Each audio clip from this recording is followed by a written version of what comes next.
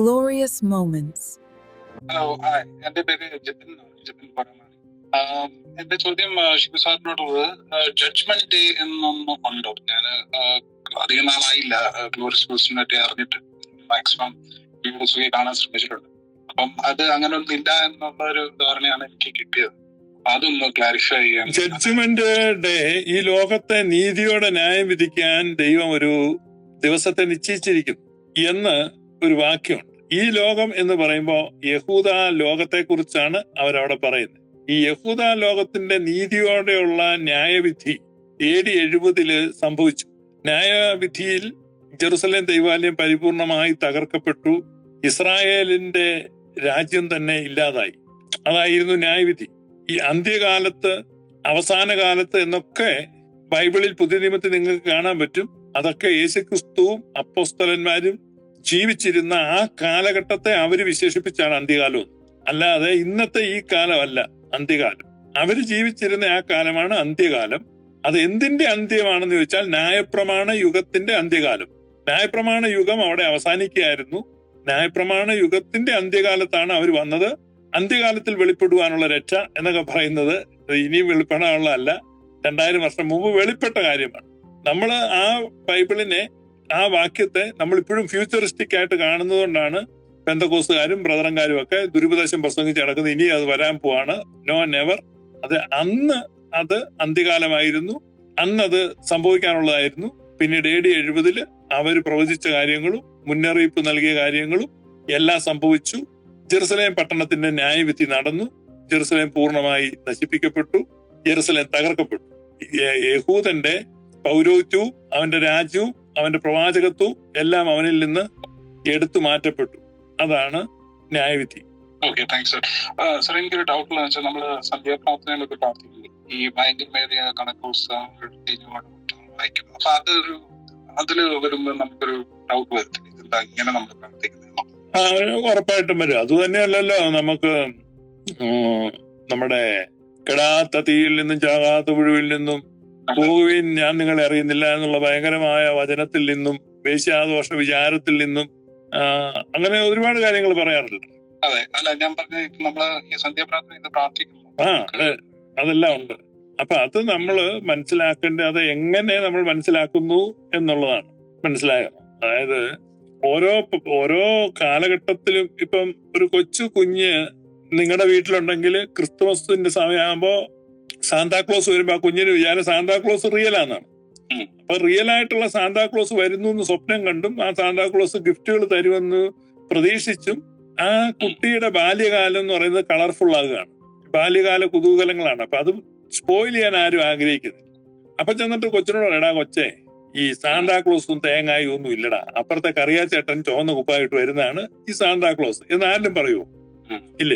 അങ്ങനെ പറയുമ്പോ അതിന്റെ ആ സന്തോഷവും അതിന്റെ ആ ഒരു ബാല്യത്തിൻ്റെതായ ആ കളറ് മുഴുവൻ നഷ്ടപ്പെടും. അതുപോലെ നമ്മുടെ സഭയുടെ ലിറ്റർജി എന്ന് പറയുന്നത് എല്ലാ പ്രായത്തിലും തലത്തിലും ഉള്ളവർക്ക് വേണ്ടിയാണ് ഇത് വെച്ചിരിക്കുന്നത്.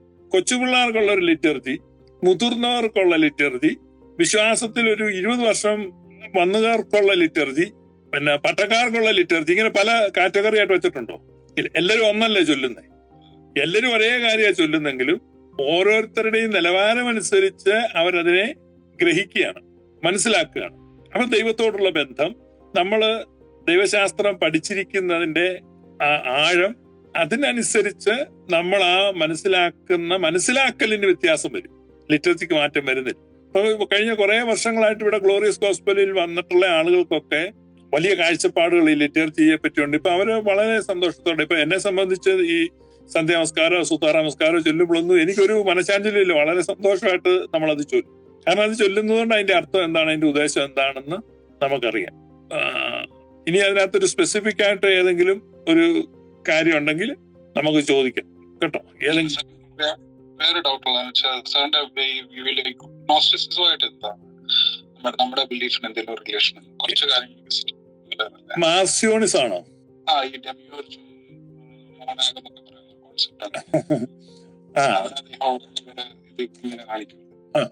അത് നമ്മുടെ ഇതുമായിട്ട് സാമ്യങ്ങളില്ലേ?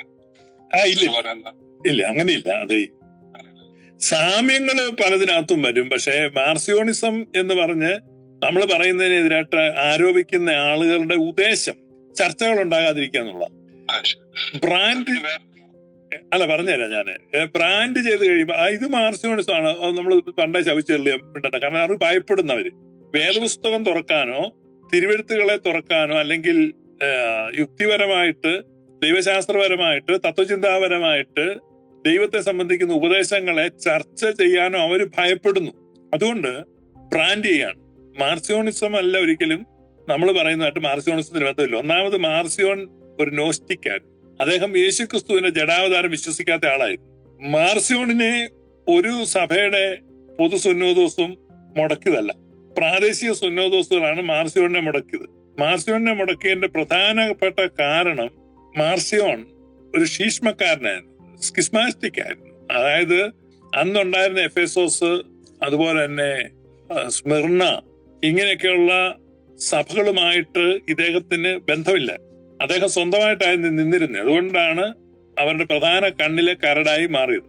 രണ്ടാമത് അദ്ദേഹം ഈ നോസ്റ്റിക്കായിരുന്നു, യേശുക്രിസ്തുവിന്റെ ജഡാവതാരം അംഗീകരിച്ചിരുന്നില്ല. ഇതാണ് പ്രധാനപ്പെട്ട രണ്ട് ഒഫൻസ്. എന്നാൽ അതേസമയം തന്നെ അദ്ദേഹം പഴയ നിയമത്തെ കംപ്ലീറ്റ് ആയിട്ട് നിരാകരിച്ചിരുന്നു. പഴയ നിയമത്തിലെ പ്രവചനങ്ങൾ എടുക്കുകയോ പഴയ നിയമ റെഫറൻസ് എടുക്കുകയോ ഒന്നും അദ്ദേഹം ചെയ്തിരുന്നില്ല. ലൂക്കോസ് സുവിശേഷത്തിന്റെ തന്നെ ചില ഭാഗങ്ങൾ മാത്രമാണ് താൻ എടുത്തിരുന്നത്. ഒരു ഓൾഡ് ടെസ്റ്റമെന്റ് റെഫറൻസ് എടുത്തിരുന്നില്ല.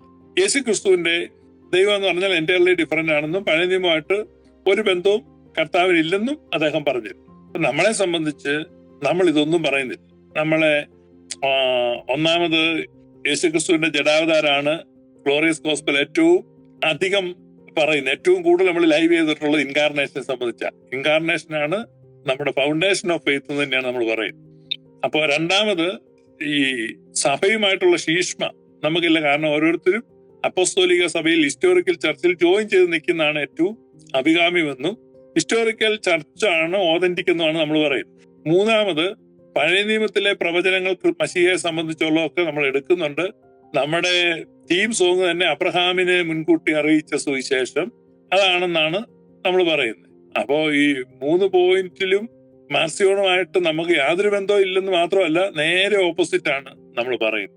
പിന്നെ ഇതെങ്ങനെയാണ് മാർസിയോണിസം ആകുന്നതെന്ന് എനിക്ക് പിടികിട്ടുന്നില്ല.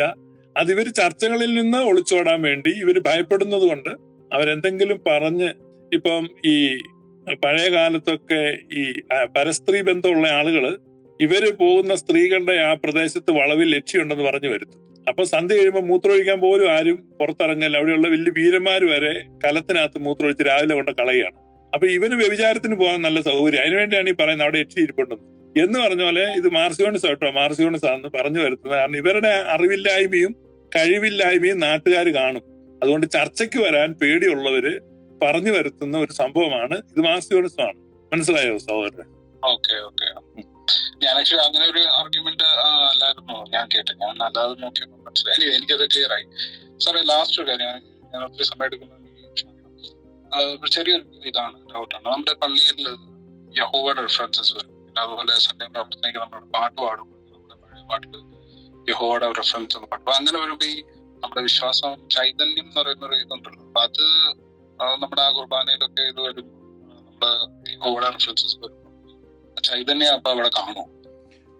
ഏത് റെഫറൻസ് ആണ് ഉദ്ദേശിക്കുന്നത്? യഹോവയുടെ റെഫറൻസ് നമ്മുടെ പള്ളിയിൽ എല്ലാ അച്ഛന്മാർക്കും എല്ലാം വിശ്വസിക്കുന്നത് യഹോവയാണ് പിതാവെന്നുള്ളവരെയാണ്. അവരെല്ലാം ദിവസം വായിക്കുമ്പോൾ സന്ധ്യ പ്രാർത്ഥന ഈ പാട്ടുകളൊക്കെ ഉണ്ട്, യഹോവയുടെ നാമത്തിലുള്ള പാട്ടുകളൊക്കെ വെച്ചിട്ടുണ്ട്. ആ പ്രെയറിൽ നമ്മുടെ അനുസരിച്ചുള്ള ചൈതന്യം തന്നെ കാണും. ഒരിക്കലും കാണത്തില്ല. യഹോവയെ സ്തുതിക്കുമ്പോ എങ്ങനെ ചൈതന്യം വരുന്നത്? യഹോവയെ മലങ്കര വന്നേ പിന്നെയാണ് മലങ്കര സഭ ഭിന്നത ഉണ്ടായത്. സുറിയാനി സഭ 7 കഷണമായി. ഈ സത്യവേദ പുസ്തകം തർജ്ജമ ചെയ്ത് യഹോവ എന്ന നാമം മലങ്കരയിൽ ഉച്ചരിക്കാൻ തുടങ്ങിയത് പിന്നെ സഭ ചിന്ന ഭിന്നമായി പോയി. കാരണം യഹോവ എപ്പോഴും ചിതറിക്കുന്നവനാണ്. ബൈബിൾ വായിച്ചാൽ തന്നെ അറിയാം, ഞാൻ നിങ്ങളെ ചിതറിക്കും. യഹോവയുടെ ഒരു പ്രോമിസാണ്, പുള്ളി ചിതറിക്കലാണ്. ഇവിടെ സുറിയാനി സഭ യഹോവയെ നെഞ്ചത്ത് കയറ്റി 7 കഷണമായി.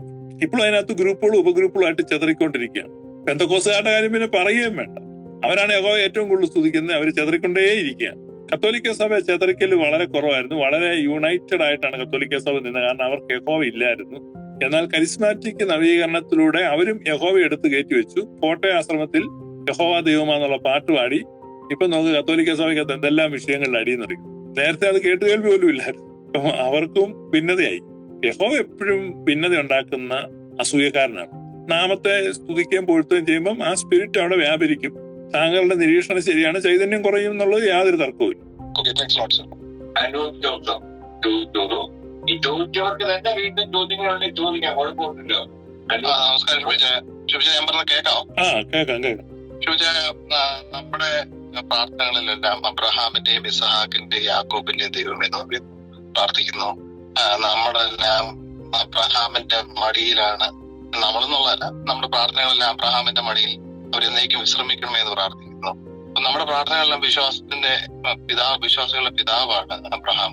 അപ്പൊ അങ്ങനെയൊക്കെ നമ്മള് അത്രയും ഒരു ഉന്നതമായ സ്ഥാനത്ത് നിൽക്കുമ്പോൾ ആസ് എ ഇന്റർസെസർ എന്ന രീതിയിൽ അബ്രഹാമിനോട് നമ്മൾ പ്രാർത്ഥനകൾ അങ്ങനെ പ്രാർത്ഥിക്കുന്നത് ഞാൻ കേട്ടിട്ടില്ല. അതുപോലെ അബ്രഹാം ചർച്ചെന്നോ അല്ലെങ്കിൽ ഒരു പ്രാർത്ഥന അല്ലെങ്കിൽ അങ്ങനെ ഒരു മധ്യസ്ഥ ഉദ്ദേശിക്കുന്ന ഇന്റർസെസർ ആയിട്ട് മാതാവിനോടും മറ്റു വിശുദ്ധന്മാരോടും പ്രാർത്ഥിക്കുന്ന പോലെ അബ്രഹാമിനോട് എന്തുകൊണ്ടായിരിക്കും നമ്മൾ അങ്ങനെ പ്രാർത്ഥനകൾ വരാത്തത്, അല്ലെങ്കിൽ അങ്ങനെ ഒരു നാമത്തിൽ പള്ളികൾ കൊണ്ടുവരാത്തത്?